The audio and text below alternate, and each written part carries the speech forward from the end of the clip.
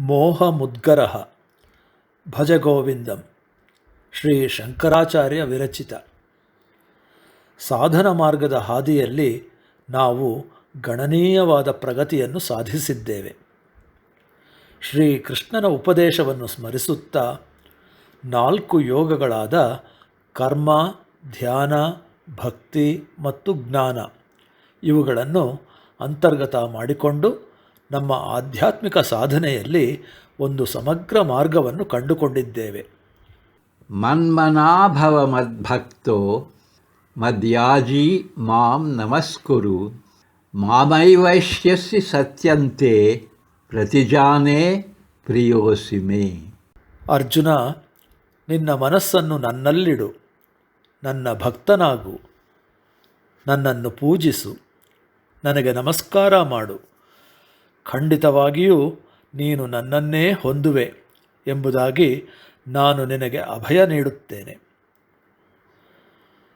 ನಮ್ಮ ಗುರುಗಳಾದಂತಹ ಶ್ರೀ ಶಂಕರಾಚಾರ್ಯರ ಕೃಪಾ ಕಟಾಕ್ಷದಿಂದ ಅವರಿಂದ ರಚಿಸಲ್ಪಟ್ಟ ಸ್ತೋತ್ರ ಮಾಲಿಕೆಗಳನ್ನು, ಅದರೊಟ್ಟಿಗೆ ಕೆಲವು ವೈದಿಕ ಸೂಕ್ತಗಳನ್ನು ನಾವು ಪಠಿಸಿ ಅದನ್ನು ಅರ್ಥೈಸಿಕೊಳ್ಳಲು ಶಕ್ತರಾಗಿದ್ದೇವೆ.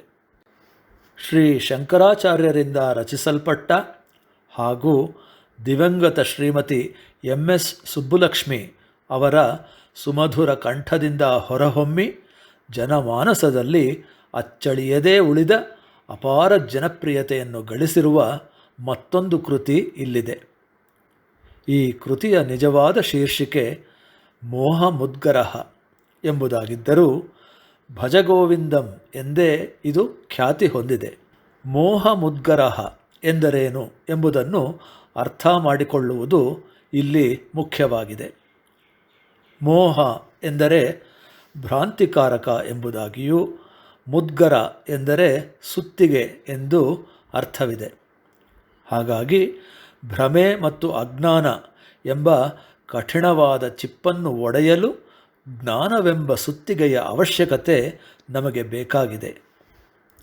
ಈ ಕೃತಿಯ ಹುಟ್ಟಿನ ಬಗ್ಗೆ ಒಂದು ಕಥೆಯಿದೆ.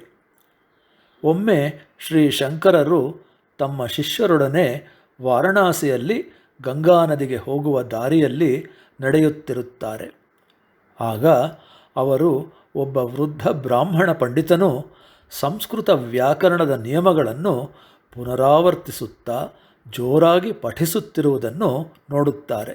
ಆ ವೃದ್ಧ ಪಂಡಿತನು ಸಂಸಾರವೆಂಬ ಸುಳಿಯಿಂದ ತನ್ನನ್ನು ರಕ್ಷಿಸಿಕೊಳ್ಳುವ ಬದಲಾಗಿ ಪ್ರಾಪಂಚಿಕ ವೃತ್ತಿಯ ಹಿಂದೆ ಬಿದ್ದು ತನ್ನ ಸಮಯವನ್ನು ವ್ಯರ್ಥವಾಗಿ ಕಳೆಯುತ್ತಿರುವ ಬಗ್ಗೆ, ಆತನ ಶುದ್ಧ ಪೆದ್ದುತನದ ಬಗ್ಗೆ ಶಂಕರರು ಮರುಕಪಡುತ್ತಾರೆ. ಆ ಸಮಯದಲ್ಲಿ ಕೋಪ, ಅನುಕಂಪ, ವ್ಯಾಕುಲತೆ ಮತ್ತು ಕಾಳಜಿ ಹೀಗೆ ಬಗೆ ಬಗೆಯ ಭಾವಗಳಿಂದ ಶಂಕರರು ವಿಚಲಿತರಾದರು. ಆ ವೃದ್ಧ ಬ್ರಾಹ್ಮಣನಂತಹವರನ್ನು ಚಿಂತನೆಗೆ ಹಚ್ಚಿ ಸರಿಯಾದ ಪ್ರಶ್ನೆಗಳನ್ನು ವಿಚಾರ ಮಾಡಿ ಸರಿಯಾದ ಮಾರ್ಗದಲ್ಲಿ ಮುನ್ನಡೆದು ಕೊನೆಗೆ ಭಗವಂತನಾದ ಗೋವಿಂದನಲ್ಲಿಯೇ ಆಶ್ರಯ ಪಡೆಯುವತ್ತ ಮುನ್ನಡೆಸಿ ಸಹಾಯ ಮಾಡಬೇಕೆಂಬ ಸಂಕಲ್ಪ ಶಂಕರರಿಗೆ ಉಂಟಾಯಿತು. ಆಗ ಈ ಕೃತಿಯ ರಚನೆಯಾಯಿತೆನ್ನಲಾಗಿದೆ. ಈ ಕೃತಿಯು ಪುಟ್ಟ ಪುಟ್ಟ ಪದ್ಯಗಳ ರೂಪದಲ್ಲಿ ಪಠಿಸಲು, ಅರ್ಥ ಮಾಡಿಕೊಳ್ಳಲು ಮತ್ತು ಚಿಂತನೆ ಮಾಡಲು ಅತ್ಯಂತ ಸುಲಭವಾಗಿದ್ದು ವ್ಯಾವಹಾರಿಕ ಅದ್ವೈತ ವೇದಾಂತದ ಒಂದು ಪಾಠವಾಗಿದೆ.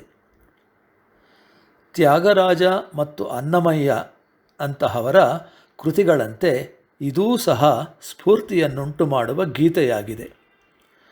ಮೊದಲ ಪದ್ಯವನ್ನು ಪಲ್ಲವಿಯಂತೆ ಉಪಯೋಗಿಸಲಾಗಿದೆ. ಇದು ಎಚ್ಚರಿಕೆಯ ಕರೆಗಂಟೆಯಂತೆ ಧ್ವನಿಸುತ್ತದೆ. ಭಕ್ತಿ ಮತ್ತು ಜ್ಞಾನಗಳೆಂಬ ರೆಕ್ಕೆಗಳ ಸಹಾಯದಿಂದ ಸಂಸಾರವೆಂಬ ಸೆರೆಮನೆಯಿಂದ ಹಾರಿಹೋಗಲು ಈ ಕೃತಿಯು ನಮ್ಮನ್ನು ಉತ್ತೇಜಿಸುತ್ತದೆ.